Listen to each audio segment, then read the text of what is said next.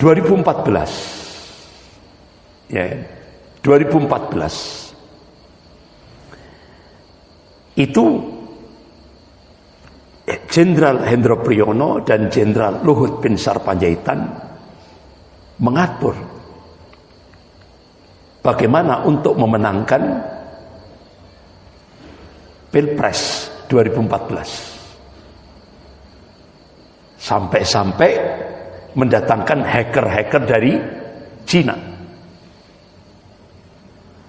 untuk memanipulasi data KPU.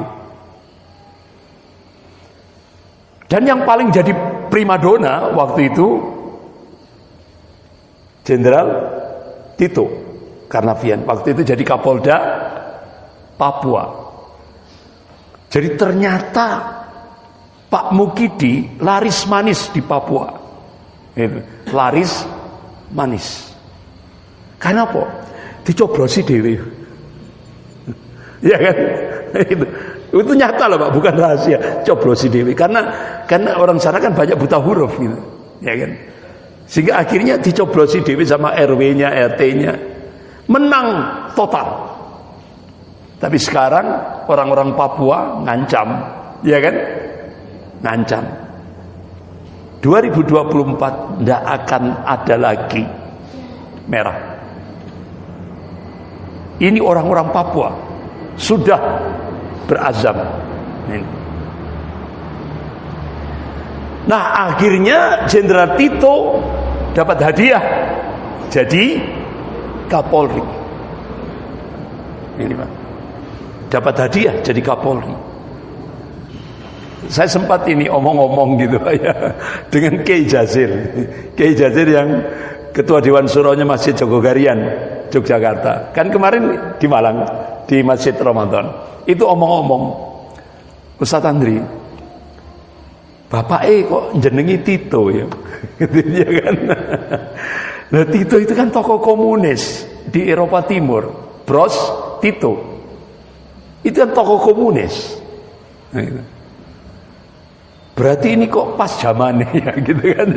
Jadi akhirnya Pak Kiai Jazir itu sampai seperti, iya Pak, udah adik gadok itu, ya kan? Nah bapak-bapak ibu yang dirahmati Allah, akhirnya Jenderal Tito jadi Kapolri. Untuk memperkuat ini, diangkatlah, dibentuklah Satgasus Merah Putih itu pada masa Jenderal Tito Karnavian. Diangkatlah Rembo, kok Rembo, Sambo. Diangkatlah Sambo. Jadi tokoh Satgasus, Satuan Tugas Khusus Merah Putih. Nah, itu. Akhirnya bapak-bapak ibu yang dirahmati Allah, diulanglah teori evolusi yang tadi itu, teori Darwin, yaitu pada saat pemilu 2000, Pilpres 2019. Berapa petugas KPPS yang dibunuh? 894. Itu 894. Mabes Polri memberikan warning, siapa yang melakukan otopsi penjara. Siapa yang melakukan otopsi penjara. Ini Polri. Akhirnya Ibu Dr. Ani Hasibuan nggak kuat Pak. Ini 894 itu manusia, bukan kucing. Manusia. Sampai Pak ketika saya kuliah subuh di Masjid Al-Waqor Trogomas Bukit Hijau, perumahan Bukit Hijau, itu saya turun dari mimbar keluar masjid, ada seorang ibu, Ustaz, saya juga kena racun itu. Akhirnya saya, Bu, ibu segera minum habatus sauda, minyak zaitun, madu, bekam syar'i. Sudah, ibu perbanyak itu. Alhamdulillah selamat. Nah ternyata Ibu Dr. Ani Hasibuan ini tadi diam-diam melakukan otopsi. Ternyata paling banyak pakai racun arsenik. Saat petugas KPPS minum kopi atau minum teh. Bahkan bapak-bapak ibu yang dirahmati Allah, saya kebetulan punya teman dosen Fakultas Hukum UB. Nah, dia ini punya mahasiswa ya, yang sudah jadi pejabat, diantaranya jadi ombudsman di Jakarta Pusat. Itu infonya dari ombudsman, itu orang Lampung Pak, petugas KPPS, ketua KPPS Lampung. Itu diracun pakai arsenik, itu mental, tidak mati. Alhamdulillah masih diselamatkan oleh Allah. Akhirnya disogok pakai fulus, tidak mau. Berita terakhir ditembak, mati.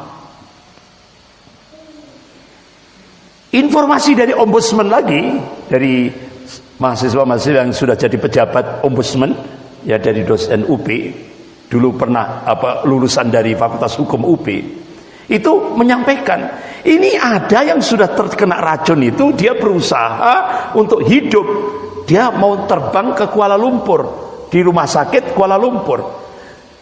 Begitu nyampe Bandara Soekarno-Hatta ketahuan polisi, langsung disuruh pulang, mati di jalan. Tidak boleh berobat ke ini Pak. Jahat sekali. Ini pakai teori evolusi Darwinisme. Akhirnya Bude masih kenal? Bude, ya. Ditanya sama wartawan, Bu, Pilpres 2019 kemarin itu yang mati 894 petugas KPP. Oh, itu biasa.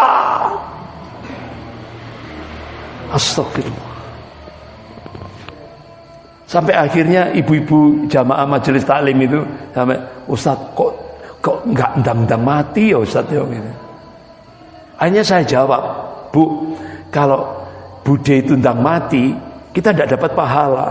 Kenapa? Justru diwet-wet sama Allah itu, ya kan? Model seperti itu diawetakan sama Allah. Supaya apa?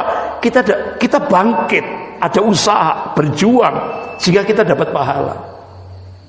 Dengan dimunculkan Bude. Nah itu. Bapak-bapak ibu yang dirahmati Allah. Akhirnya masyarakat protes di depan Bawaslu. Berapa yang dibunuh? Berapa yang dihilangkan? Sampai sekarang hilang ratusan. Berapa yang dibunuh? Sampai videonya itu viral di medsos. Harun Al-Rashid, anak SMP, itu dibantai 10 brimob Pak. Itu videonya jadi viral. Tapi akhirnya Mabes Polri menyatakan, oh itu polisi Thailand. Akhirnya komandan polisi Thailand marah kepada Polri. Mana buktinya? Ternyata diralat lagi. Oh ya, itu brimob yang membantai anak SMP Harun Al-Rashid. Anak SMP digebuki 10 brimob. Sampai akhirnya beberapa relawan itu menemukan jenazahnya itu di selokan Comberan. Begitu diangkat kepalanya Harun Al-Rashid ini sudah lunak semua.